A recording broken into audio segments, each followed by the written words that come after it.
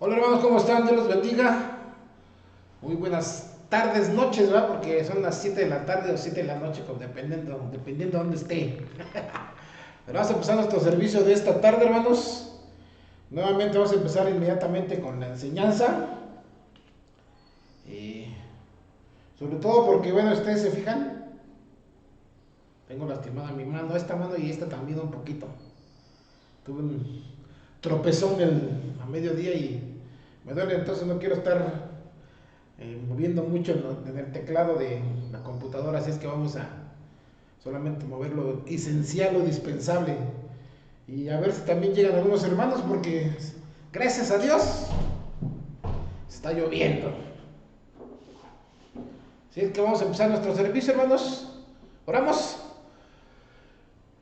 Bendito Señor y Padre, te damos muchas gracias por el privilegio que nos da, Señor, de poder estar delante de tu presencia, Señor.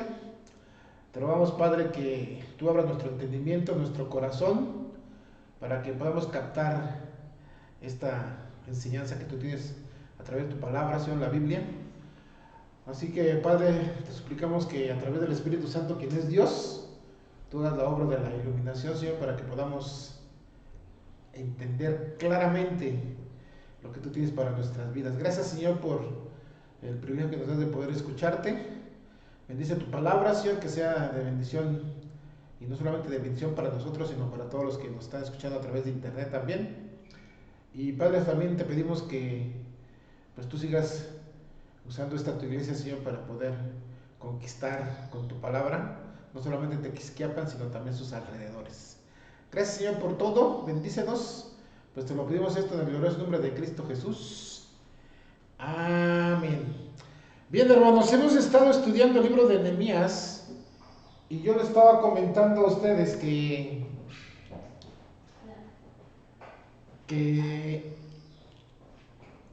íbamos a estar. Bueno, ahora no voy a ver pantalla, hermanos, ¿eh? Ok, no tengo ayudante. Que el libro de Nehemías nos muestra tres cosas. Número uno, que tenemos que restaurar el templo del Espíritu. Número dos, que debemos restaurar los muros.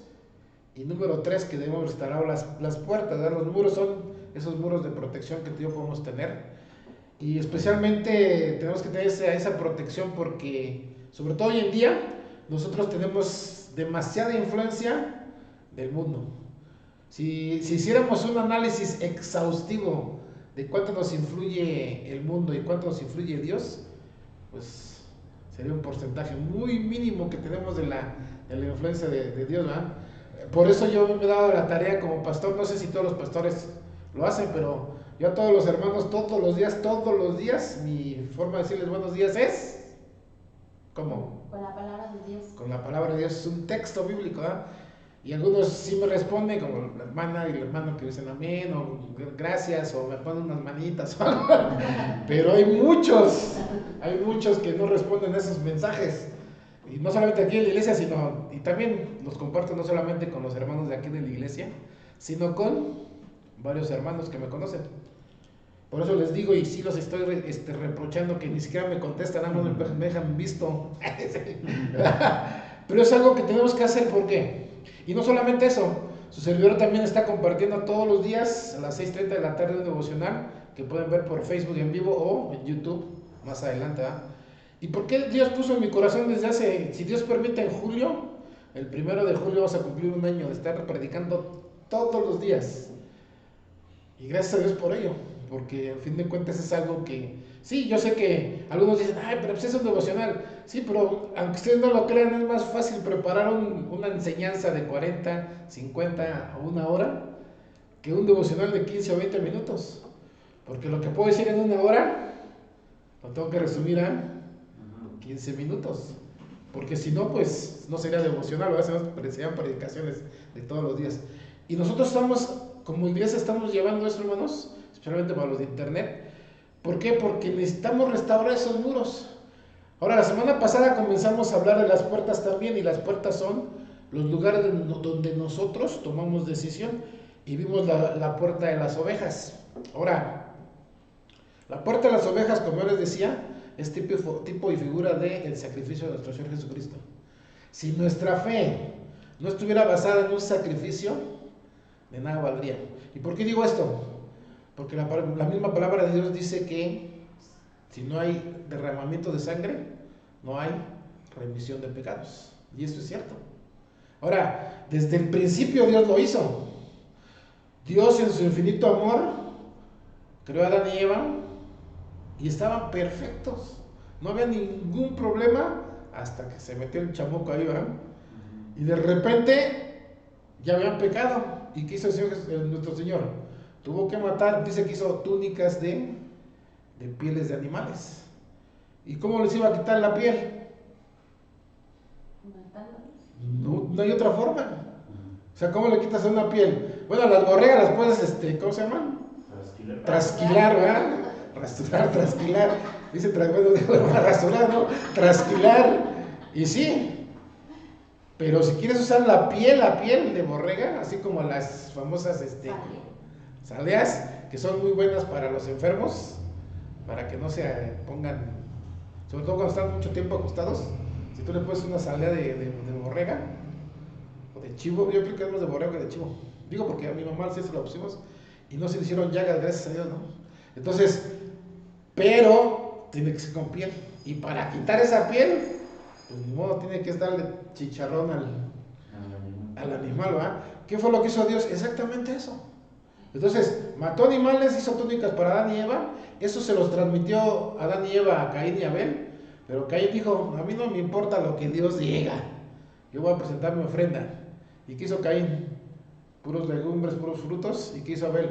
Fue por los más borreguitos, el más bonito, el más gordo, el más precioso, sin ningún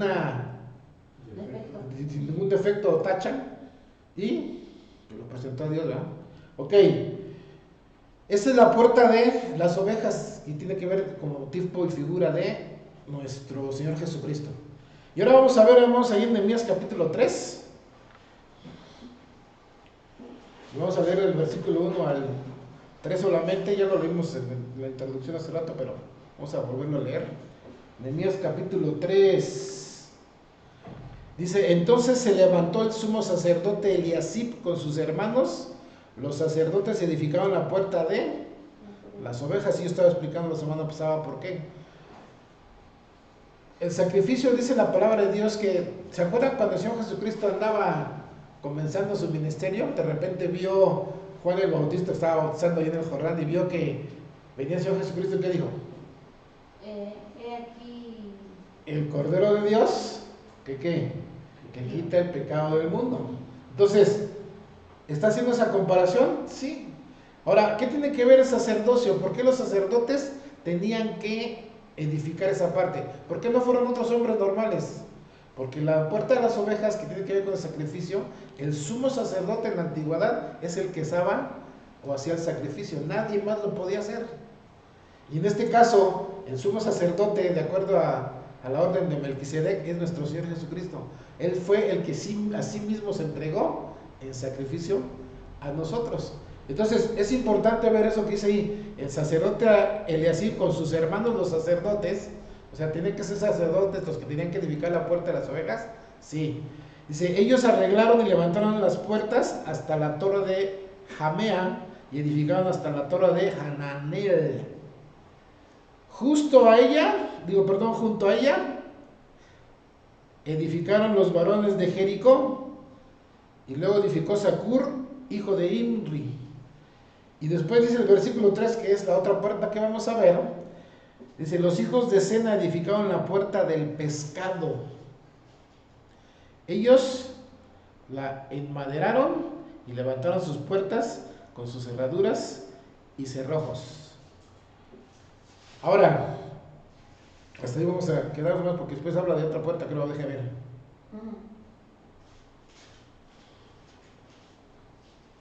Sí, las restauró Sadoc, bueno, habla de otras personas, ¿verdad?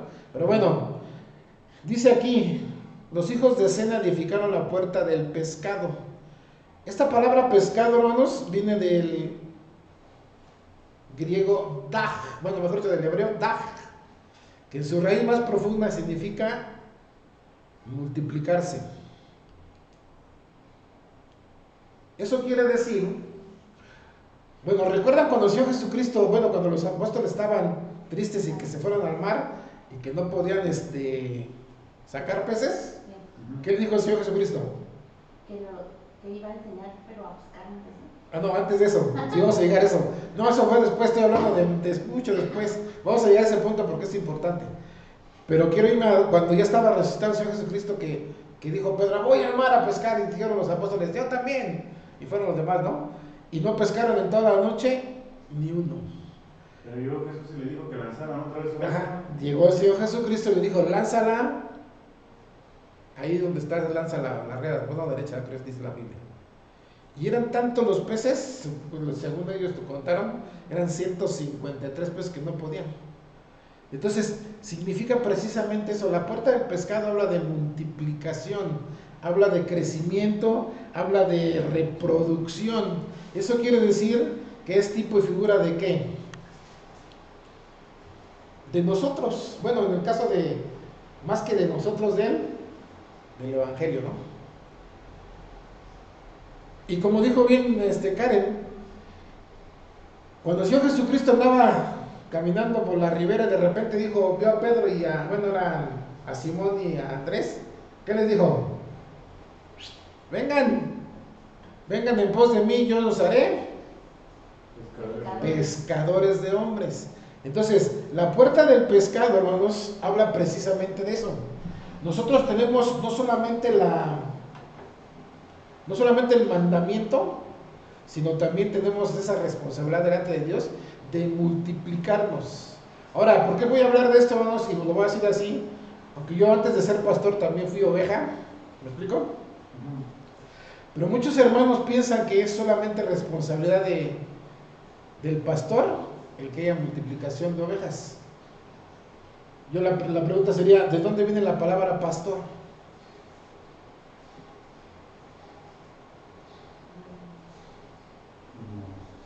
Pues. ¿O qué es? Pastorear las ovejas, ¿no? O sea, Un pastor, ¿qué es un pastor? Es aquel que cuida el rebaño. el rebaño o el ganado, dependiendo, ¿eh? ¿Cuándo han visto un pastor de ovejas o un pastor de vacas? ¿Cuándo han visto que dé a luz vacas o que dé a luz ovejas? Nunca, ¿va? ¿Por qué? ¿De quién es la responsabilidad? De las ovejas. De las mismas ovejas o de las vacas, dependiendo de qué rebaño tengas, ¿verdad? O de las chivas o de los caballos, ahora tienes caballos, ¿no? Dependiendo. Finalmente son pastores los que cuidan un rebaño, ¿no? Los que tienen caballos casi siempre es con caballo y caballo, ¿verdad? Los que tienen vacas también, a veces, a menos que sean pobrecitos, ¿verdad? Que tengan 2, 3, 4 vacas, pero los que tienen miles de cabezas casi siempre usan caballos para andar pastoreando y gritando allí y todo eso, ¿no? Y el pastor de ovejas, pues siempre anda caminando. Ok, ¿por qué hablo de esto, hermanos? Porque a veces los hijos de Dios nos olvidamos de eso precisamente. Nos olvidamos de que somos ovejas y que no es posible quedarnos estériles. ¿Me explico? O sea, es tanto el amor de Dios y es tanto el deseo de Dios que nos reproduzcamos, que no, es más, yo creo que de entre los hijos de Dios los que son estériles es porque quieren serlo, no porque no lo puedan hacer. Yo sé que físicamente, especialmente hablando de mujeres, ¿verdad? Hay muchas mujeres que tienen ese problema. También hay hombres, pero hablando de en términos generales, la que tiene más problemas de esterilidad ha sido la mujer, ¿sí? Pero en el caso de los hijos de Dios, hermanos, no es así. O sea, no hay, es más, desde el principio de la iglesia, no debería de haber ningún hijo de Dios que fuera estéril. Son estériles que quieren. O sea, Dios nos dejó el mandato. Vaya por favor conmigo vamos ahí a Marcos capítulo 1, 17. Precisamente el texto que estaba hablando nuestra hermana Karen. Y les dijo Jesús, versículo 17, venid en pos de mí y haré que seáis pescadores de hombres. Y vean lo que hicieron. ¿Lo pensaron? No. ¿Qué hicieron? Dejando luego sus redes, le siguieron. ¿Cuál era el oficio de ellos? Si vemos antes, está hablando de Pedro y de Simón y Andrés, de Simón, Simón de Pedro y Andrés, su hermano, que echaban la red en el mar porque eran pescadores, ese era su oficio. Y le dijo, venid en pos de mí, yo seré pescadores de hombres. Y lo pensaron. ¿Por qué los convenció tan rápido? ¿Por qué el Señor Jesús? Pues por el Espíritu Santo, ¿no? Sí, tiene que ver con el Espíritu Santo y porque era el mismo Señor Jesucristo que lo dijo personalmente, ¿no? O sea, lo estaban viendo. Veían los milagros, ¿no? Y es por eso que... Bueno, antes de eso habló, o sea, sí vio, yo creo que sabían un poco, pero antes de que vieran los milagros, cuando Él les habló, pues era el Señor Jesús. Entonces, yo sé que para nosotros, los hijos de Dios, es más difícil porque nosotros no lo vemos. Pero ¿qué dijo el Señor Jesucristo en cuanto a eso? Los que no vieron y creyeron. ¿Qué quiere decir eso? Que somos los doblemente bendecidos, doblemente dichosos porque no vemos al Señor Jesucristo, pero hemos creído y creemos en todo lo que dice. En este caso ellos lo podían ver y pues se convencieron, pero así. Y sí tiene que ver con el poder del Espíritu Santo y con el poder de Dios, ¿verdad? Y luego dice que pasando de ahí un poco más adelante vio a Jacobo, hijo de Zebedeo, y a Juan su hermano, y también les dijo, vámonos. Y ellos estaban remendando las redes, dice el versículo 20, y luego los llamó dejando a su padre Zebedeo en la barca con los jornaleros, le siguieron. Entonces, la puerta de los pescados, hermanos, regresando allá a Nehemías capítulo 3, habla precisamente de eso, de que nosotros como hijos de Dios no podemos ser estériles y tenemos que multiplicarnos. Dice la palabra de Dios, en otro punto habla de que la vid es, que el Señor Jesucristo es la vid y nosotros los pámpanos, ¿no? Está hablando en Juan capítulo 15. Ahora, ¿qué pasa con los pámpanos? Dice la palabra de Dios, el mismo Señor dice que si están infructíferos los desecha y los echa al fuego. Ahora, no está diciendo que los va a mandar al infierno, no, simple y sencillamente los hace a un lado. ¿Por qué? Porque no están dando fruto. Porque sería muy fácil llegar delante de Dios. Vamos a suponer que ahorita viene el Señor Jesucristo, ahorita que son 7:20 ya de la noche, y nos vamos al cielo. Ese es el arrebatamiento, ¿no? Lo que estábamos viendo también en la mañana, a mediodía. Ahora, después de eso, ¿qué viene para nosotros los hijos de Dios? En el cielo. Las bodas, ¿no? Antes de las bodas.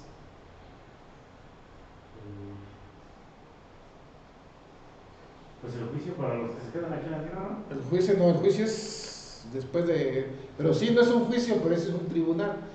Hay un tribunal para nosotros. Ahora, cuando nosotros pensamos en tribunal, pensamos, ¿nos va a juzgar el Señor? No. Es un tribunal para darnos premios o no darnos nada. Dice la palabra de Dios, ahí en Corintios, que nosotros estamos edificando sobre... Puedes edificar en dos maneras. Madera, heno y hojarasca, o oro, plata y piedras preciosas. Si yo estoy edificando sobre madera, heno y hojarasca, cuando llegue al cielo y pase el fuego del Señor Jesucristo, ¿qué va a haber?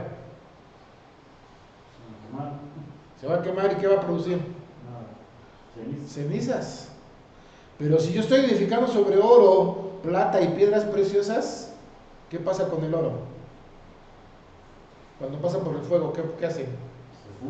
Se funde, pero aparte, si tú ves en una fundidora, se hace una como costrita arriba, y eso le quitan, eso son impurezas, ¿no?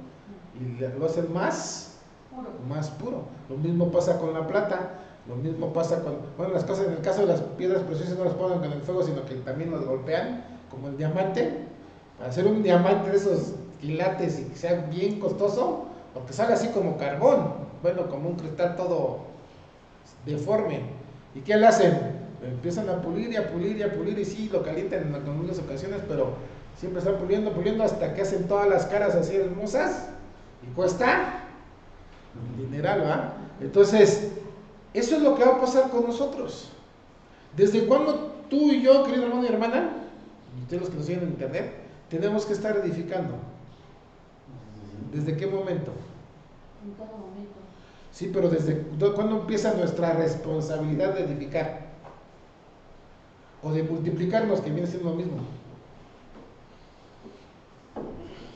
¿Desde qué día?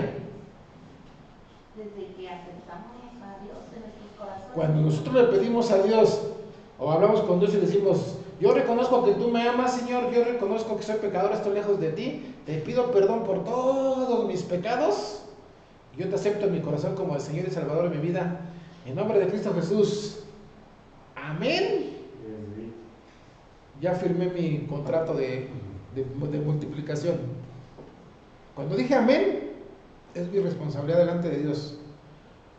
Porque va a ser muy fácil que dijéramos, nos vamos al cielo ahorita, llega primero Karen, y después llega Oscar, después yo, y al último, que estoy más pesado y me llego más tarde, ¿no? Karen podría decir, que le podría decir al Señor, Señor, pues aquí está lo que yo hice. ¿Qué va a decir el Señor? ¿Los cambios que hiciste personales o los cambios que se ven? ¿Qué va a pedir el Señor? Los cambios que se ven. A veces soy chistoso, pero ¿qué pasaría si Karen o Oscar o yo nos encontrábamos a Pedro,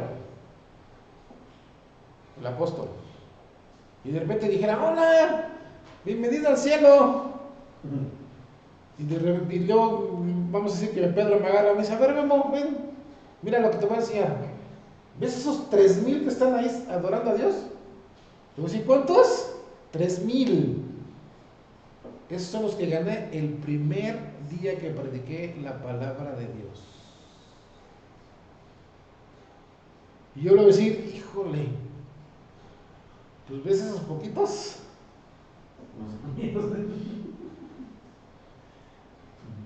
Yo sé que no veo esa comparación, pero eso es lo que Dios va a ver. Las almas que tú y yo como hijos de Dios hemos multiplicado a través de la puerta del pescado. ¿Qué pasa si, por ejemplo, no, como oveja, pues no, ¿Se reproduce? Ajá, ni un alma. Nada. Simple y sencillamente, lo único que le vas a entregar al Señor son cenizas. No le vas a entregar nada. Porque va a decir, un ejemplo, a ver, Karen, ¿cuándo me aceptaste como Señor y Salvador de tu vida? O te va a decir, bueno, voy a hacer un ejemplo yo para que entiendan. Tú, Memo, me aceptaste el 12 de febrero de 1979. Y te recogí. Si viene hoy Cristo, pues sería ¿cómo estamos hoy? A 13 de junio. 13 de junio del 2021. ¿Cuántos años son? 42, casi 42 años. ¿Sí? ¿Cuántas almas tienes en tu haber en esos 42 años desde que me aceptaste hasta hoy? No, pues esta, Señor. Y si digo, ninguna, Señor, pues voy a pasar vergüenza con él. No lo voy a querer ni ver. Y va a ver ahí, gracias a Dios, va a pasar uno por uno y solito. ¿Se vamos a ser avergonzados muchos? Sí, pero solitos. Entonces, ¿qué va a pasar? Que va a decir, tú hiciste este otro, a ver. Pura ceniza. Oh, wow. Este oro está más bonito que el que traías de la tierra. Este sirve para la Nueva Jerusalén, por ejemplo. Entonces, eso es lo que va a pasar. Muchos van a salir avergonzados porque lo único que van a tener es la salvación de ellos mismos. La vida eterna. Sí, la vida eterna. ¿Y las coronas en qué momento se dan? En ese juicio. ¿En ese? En ese tribunal. Para eso es el tribunal de Cristo. O sea, no es para juzgar realmente, es para que te entreguen. Entonces, como vas a tener pura ceniza, va a decir, no eres merecedora ninguna corona. Que después se van a ser puestas a los pies del Señor Jesucristo, ¿no? Entonces, es importante que nosotros estemos multiplicando, ¿sí? Y es nuestra responsabilidad, nadie más lo puede hacer. Yo sí, yo soy pastor, pero también fui oveja, y como oveja tengo la responsabilidad, especialmente mis familiares. Gracias a Dios, bueno, yo no conocí a mi padre porque él murió cuando yo tenía un mes de nacido. Yo no sé honestamente si mi padre está en el cielo, aunque él profesaba una religión desde pequeño, hablando de la religión cristiana, pero por lo que me contaba mi mamá y por lo que me decía en cuanto a su forma de vivir, yo dudo mucho que esté en el cielo. Por eso cuando me dicen, ¿dónde cree que esté pastor? ¿Dónde cree que esté su papá? En el infierno. Ay, pastor, pues sí, no te puedo decir que esté en el cielo. De mi mamá todo lo contrario, porque yo vi el testimonio de mi mamá, desde que era pequeño hasta que la llevó el Señor hace 6 años. Y siempre estuvo sirviendo a Dios. Y siempre estuvo haciéndolo por la obra de Dios. Y ella fue la que nos dio a los pies del Señor, no que me haya guiado a los pies de Cristo, sino que nos enseñó, nos llevó a una iglesia donde se predicaba la palabra, así como ahorita, y nos sacó adelante también en la vida. Somos 4 varones, el mayor se llama Alejandro, después David, después Roberto, que también es pastor ahí en Pachuca, o asistente de pastor, y su servidor, que soy el más pequeño. Soy el más pequeño y el más grande. Sí, más pequeño de edad, pero más grande de tamaño. Entonces, pero todavía tenemos familiares, ¿sí? Tenemos primos. ¿Y qué tenemos que hacer por ellos? Trabajar. Ahora, ¿hasta dónde llega mi responsabilidad? Que yo le enseñe a mi papá, a mi mamá, a mis hermanos, mis tíos, mis tías, mis primos, aunque sean un poco lejanos, pero que les enseñe la verdad. Si aceptan, gloria a Dios. Si no aceptan, ahora sí como Poncio Pilato, yo me lavo las manos. ¿Por qué? Porque ya hice lo que tenía que hacer. O sea, cuando ustedes aceptaron a Cristo, ¿alguien los obligó? Fue decisión personal. Y lo único que tenemos que hacer nosotros es hacerlo. Enseñarles la verdad. Y si ellos no quieren, no. O sea, no podemos obligarles. Ahora, cada que tengamos la oportunidad, mientras estén vivos, pues hay que seguirle, ¿verdad? Diciéndoles, pero si no. Y digo esto porque a veces, hermanos, como yo me he encontrado con muchos hermanos y muchas hermanas que acarrean esa culpa. Es que mi familia, y sobre todo si mueres en Cristo. Y yo le digo, hermana o hermano, ¿les hablaste diciendo? No, pues sí. Pues cumpliste con Dios. O sea, esa carga, o esa sangre, mejor dicho, como dice Ezequiel, no va a ir sobre tu cabeza. El problema es cuando nosotros lo hacemos. Que tú no les hablaste, ¿no? Sí. Que tú sabías y no le hablaste. Por cierto, vamos a ese pasaje para que lo entendamos.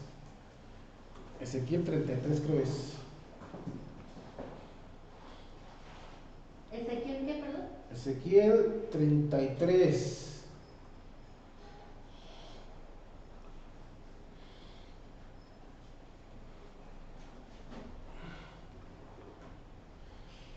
Así. Versículo 1.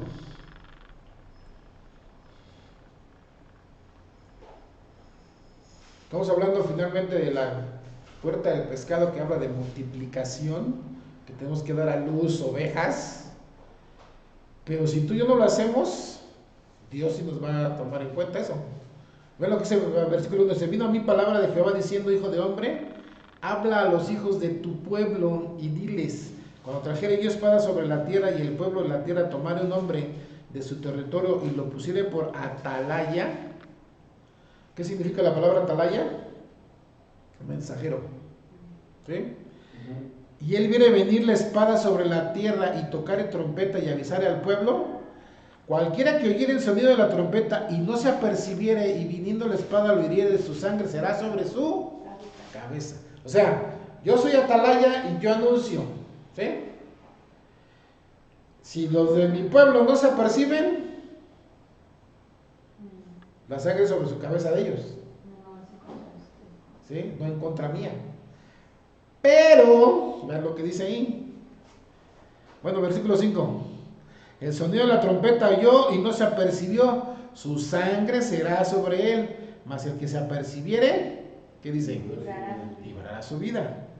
Pero, y aquí es donde dirían en el rancho, la puerca torció el rabo, ¿va? Pero, si el atalaya, o sea, el mensajero, o el que tiene el mensaje que Dios le dio, viere venir la espada y no tocare la trompeta y el pueblo no se apercibiere, y viniendo la espada hiriere de él a alguno, este fue tomado por causa de su pecado. Pero demandaré su sangre de mano de Atalaya. ¿qué significa eso? Pues que le va a pedir la sangre del que no predicó, ¿no? Que va a tomar en cuenta a Dios. Tuviste la oportunidad de Pedro, Juan, José, Marta, María, y no les dijiste nada. Se fueron al infierno por tu culpa. Está pesado. Porque ¿cuántos se han ido al infierno? Por nuestra culpa. Por no hablar. ¿Y saben qué es lo más triste? Nuestros familiares. Vamos a Hechos, hermanos, Hechos 1:8. Entonces, ¿tenemos la responsabilidad nosotros de hablar? Sí. ¿Por qué a veces tú y yo no lo hacemos? Porque creemos que no tenemos Autoridad. exactamente autoridad o poder o conocimiento. Pero vean lo que dice aquí. Pero, otra vez, pero, recibiréis que Poder cuando haya venido sobre vosotros. del Espíritu Santo.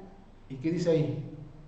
Y me seréis testigos en Jerusalén, en toda Judea, en Samaria y hasta lo último de la tierra. Ahora yo pregunto, ¿qué es lo que hace un testigo cuando lo llaman a un juicio? Va y testifica. ¿Qué es testificar? Dice lo que vio, lo que pasó. Dice o habla lo que vio, lo que pasó.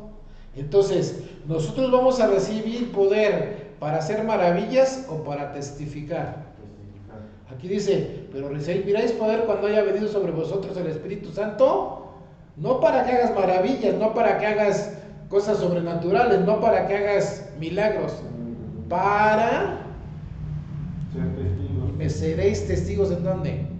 Jerusalén, vamos a decir Tequisquiapan, En todo Querétaro en todo Querétaro, y hasta lo último de la tierra. México y hasta lo último de la tierra. ¿Cuándo? ¿Cuando ya terminé con Jerusalén? No, cuando terminé con lo último de la tierra. O sea, yo tengo que testificar aquí en Tequisquiapan y en China. Ah, Chihuahua, ¿y cómo le haces? ¿Cómo lo hacemos? Porque es mi responsabilidad y es tu responsabilidad. Y la responsabilidad de los hermanos que nos ven por internet. Yo tengo que testificar aquí en Tequisquiapan, sí, pero también en China. Te lo voy a poner así de fácil. Yo tengo que testificar aquí en Tequisquiapan, pero estoy testificando con los raraunis en Chihuahua. Por medio de los misioneros y el apoyo que se les da. Exactamente. Esperanza está haciendo trabajo en los raraunis allá en Chihuahua y nosotros estamos aportando un poco de lo que necesitan. Yo no puedo ir a Chihuahua. Bueno, podría ir, ¿verdad? Y esperamos que un día Dios nos permita ir a hacer un viaje misionero acá allá con los raraunis. Pero por lo pronto no puedo ir. ¿Qué tengo que hacer? Ella que está allá, yo le estoy ayudando como iglesia, individualmente y como iglesia, le estoy aportando económicamente, no solamente económicamente, sino también en oración, para que Dios la use. Lo mismo pasa con Juan Carlos, él es de aquí de Celaya, con su esposa Miriam, si no recuerdo mal, mejor no digo su esposa, que acaban de tener un bebé, una paraguayita, dijo él. Yo no puedo ir a Paraguay, pero él ya está allá, ahí en Asunción, y está predicando el Evangelio. Entonces, ¿estoy cumpliendo con lo que dice aquí el texto? Sí. Estoy siendo testigo aquí en Tequisquiapan, pero también hasta el último de la tierra. ¿Sí? Y dice, bueno, pero también falta Judea y Samaria, pastor. Bueno, pues también hay otros hermanos que podemos estar apoyando, ¿no? Entonces, eso es lo que nosotros como iglesia, y fíjense, algunos me preguntaron, y qué bueno que se dio el tema, porque finalmente estamos hablando de la puerta del pescado, que habla de multiplicación. Cuando yo comencé a visitar iglesias que fueron alrededor de 50 o un poquito más, presentando este proyecto de Tequisquiapan, yo dije, es que mi proyecto es Tequisquiapan, Ezequiel Montes, Bernal y Cadereyta. Ya cuando llegué aquí dije, no, pues también falta Fuentezuelas, falta Trinidad, falta Gordo Blanco, falta San Nicolás, falta ¿cómo se llama el pueblito de acá arriba? ¿La Magdalena? No, la Magdalena es parte de Tequisquiapan, no, que está para allá, del Santa Fe. Se me fue un pueblito que está allá. También está el Saus, que está aquí a un lado del campo de golf, bueno, del golf para allá. La Tortuga. Está la Tortuga, que están aquí cerquita. Entonces ya cuando llegué aquí dije, wow, no, pues Dios quiere que lleguemos a esos lugares. ¿Cómo? Pues a ver cómo lo hacemos. Pero yo me encontré con muchos pastores y muchas iglesias que decían, no, pues sí está muy bien, pero aquí también hay necesidad. Dije, ¿y qué? No, tampoco, o sea, ya no hay necesidad, ¿o qué? Muchos pastores no han entendido eso. Cuando dice ahí, me seréis testigos en Jerusalén, es en el momento donde estás tú, que es Tequisquiapan, vas a ser testigo. En ese momento tú vas a ser testigo, ¿dónde? Ezequiel Montes son nuestros enemigos, porque nos mandan las moscas para acá. Tus enemigos. Está hablando de Samaria, ¿no? Ujú. Judea, y hasta el último de la tierra, ¿dónde? Nosotros somos una iglesia pequeñita, y por la gracia de Dios y su infinita misericordia y bondad, estamos aportando a 3 misioneros mensualmente. Y alguien me dijo, oye pastor, ¿y a poco la iglesia le está dando su sostenimiento? No. Ay, ¿cómo? Se está contradiciendo. Y digo, ¿por qué? Porque no estoy tomando sostenimiento de la iglesia que estoy pastoreando, pero hay otras iglesias que me están apoyando. Hay familiares que me están apoyando. Hay amigos que me están apoyando. Y por eso no voy a darle a otros para cumplir el mandamiento del Señor de ir a Jerusalén, Judea, Samaria y hasta el último de la tierra. O sea, pues si nada, primero yo. Pues qué fácil. Por eso la iglesia está como está. No estoy hablando de esta iglesia, no estoy hablando de términos generales. La iglesia está como está, ¿por qué? Porque hay muy poca visión. La visión del Señor Jesucristo fue Jerusalén, ¿no? ¿Qué le dijo a sus enviados? ¿Qué dice Mateo 28? Vamos a Mateo 28. Ir a las naciones, ¿no? Sí, Mateo 28, 19.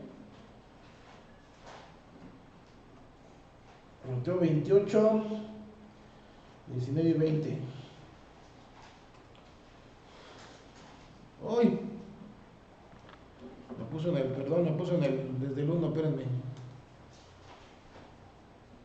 Eso es para los que están viendo ahí en la pantalla en internet. Perdón por mover así el cursor, hermanos, de internet. Bueno, desde el 18, y Jesús se acercó y les habló diciendo, todo el poder me es dado a mí en el cielo y en la tierra.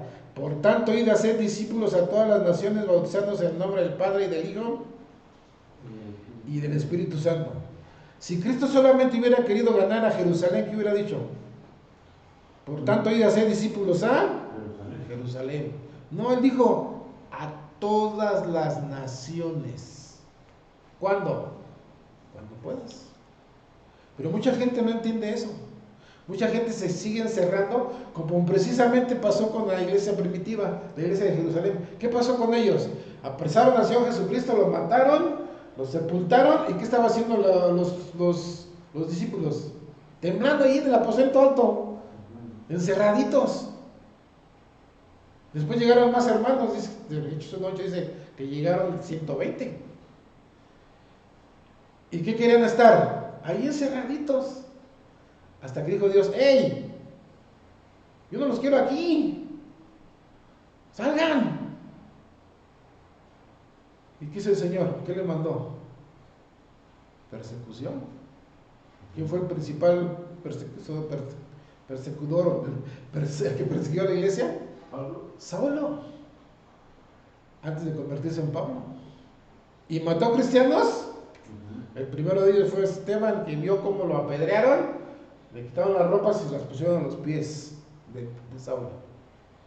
¿Por qué Dios permitió eso?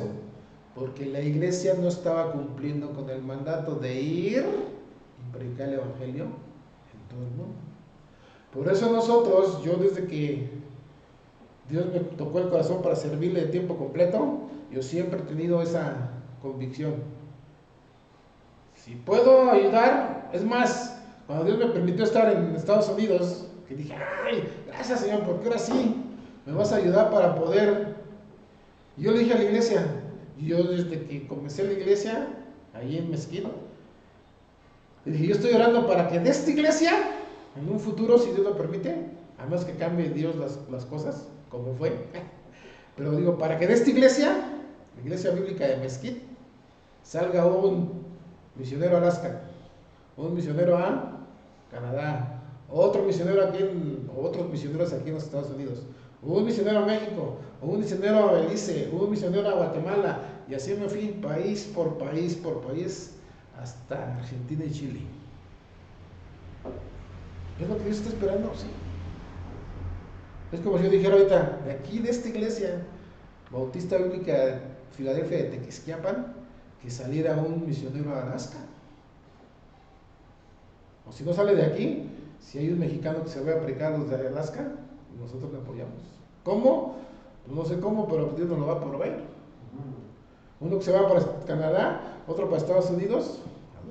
Por eso cuando estos misioneros llegaron, nosotros estábamos apoyando también a un hermano que se iba a ir al oriente, pero no se ha ido. Entonces tampoco podemos seguirle apoyando porque no sabemos si se sienta, si se va a ir o no, y no sé, realmente no sé nada de él. Al otro hermano que estamos apoyando está en Brasil, y vean cómo está Brasil ahorita. Muerte de COVID por donde quieran. Que Dios guarde, se llama Axel. Que Dios guarde a Axel y a su familia. Y él ha crecido gracias a Dios, y gracias a que han venido muchos venezolanos ahí donde están. Se han brincado la frontera a Brasil, y Dios ha usado eso para que les hable de Cristo también. Entonces, ese es el punto. Regresando a Nehemías, hermanos, estamos hablando de la puerta del pescado, ¿no? Nehemías capítulo 3, versículo 3. No, me brincó. Espérenme. Y luego este programa se pone rejego. No sé el que lo mueve, ¿verdad? Dice ahí, los hijos de Sená edificaron la puerta del pescado. Ellos la enmaderaron, y levantaron sus puertas con sus cerraduras y sus cerrojos. Entonces, hermanos, nosotros tenemos que entender que esta puerta habla de multiplicación. Nosotros como hijos de Dios tenemos no solamente la responsabilidad, sino también el privilegio, gran privilegio, de que podemos dar a luz hijos de Dios. Termino con este texto. Por favor, conmigo, Isaías.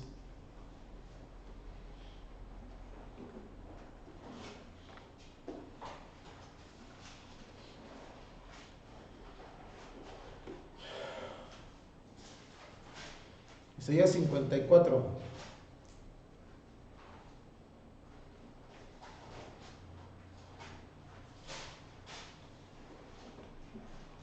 ¿Lo tienen? Isaías 54, 1. Dice, regocíjate, oh estéril, la que no daba a luz, Levanta canción y da voces de júbilo la que nunca estuvo de parto.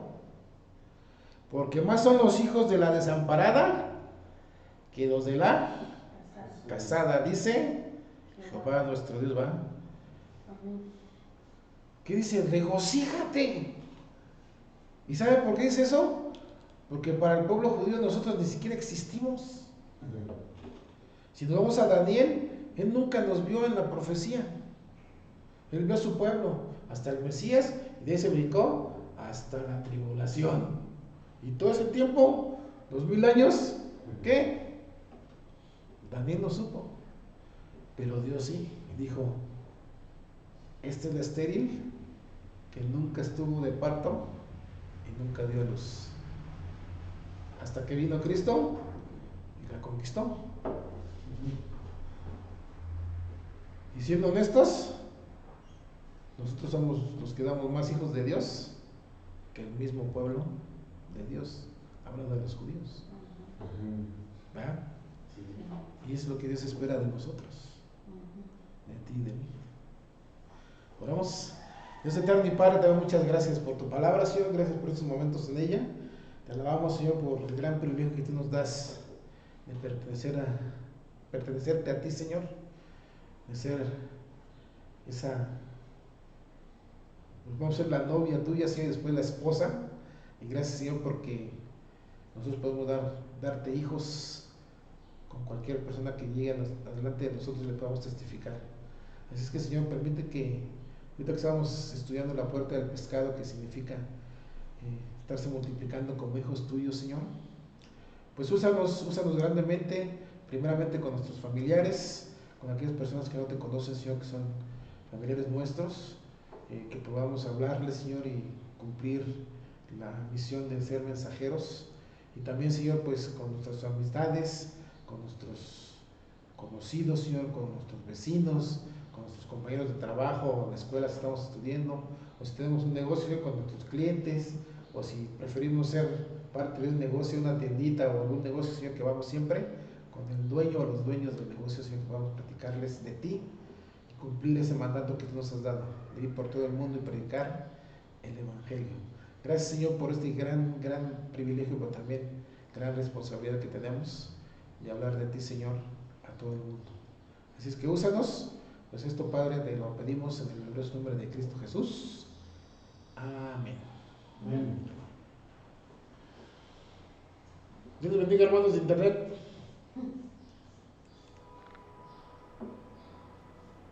Déjenme